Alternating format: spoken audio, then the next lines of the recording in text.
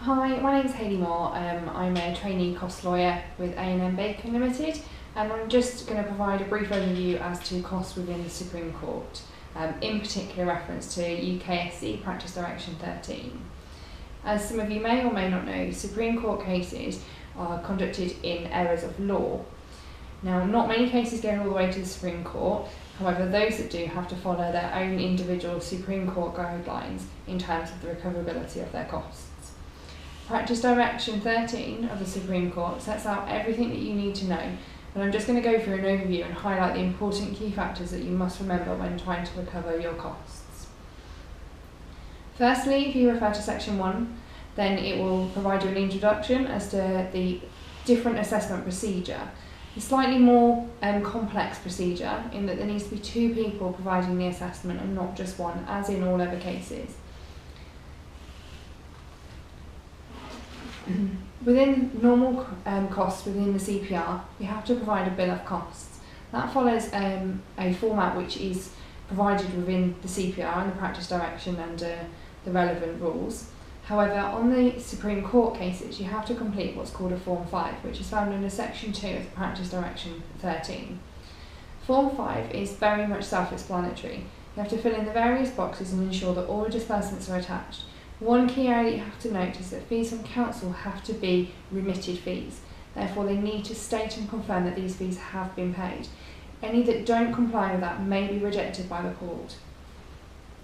The basis of assessment is the same as with regards to the general courts and the 44.2. You have indemnity basis and you have standard basis. This can be found at Section 3 of the Practice Direction 13. These bases fall in the same way as they do on standard cases, but indemnity basis is in favour of the receiving party and standard basis is in favour of the paying party.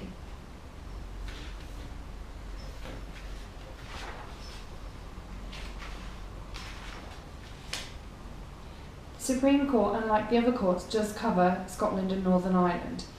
However, they have their own provision which is detailed within the practice direction, and specific reference needs to be made to those when considering costs, recovering them and both paying them under this section.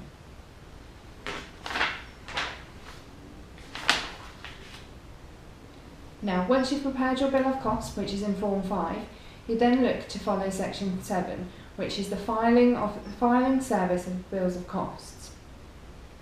Under Section 7, this details filing and what you must do when you're filing your bill for the court.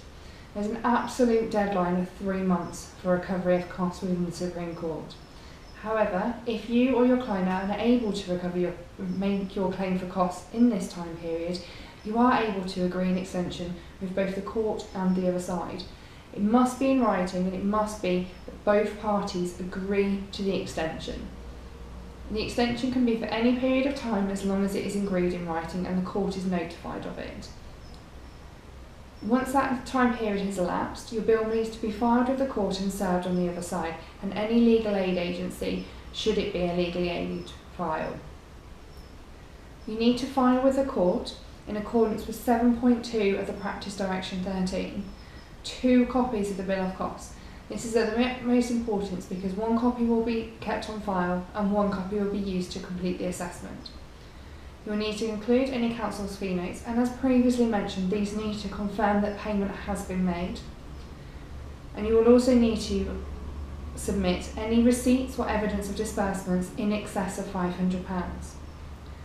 The certificate of service, which is detailed at the back of the Form 5, also needs to be signed and completed to confirm that it has been served upon the other side. You'll also need to ensure that you serve this bill upon the other side with a copy of all the documents that are filed with the court.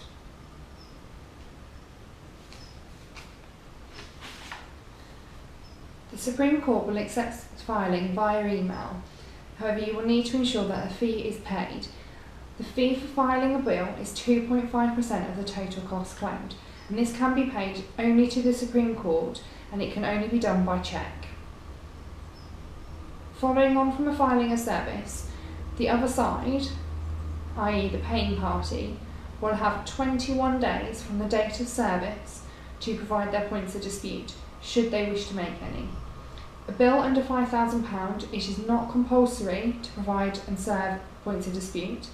However, it is if the bill is over £5,000.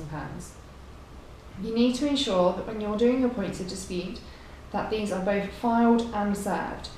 This is contrary to the standard CPR rules in that you have to file them with the court. Following on from that, upon receipt of the points of dispute, if you are the receiving party, you will need to file and serve your points of reply. Points of reply are due within 14 days from the date of service of the points of dispute.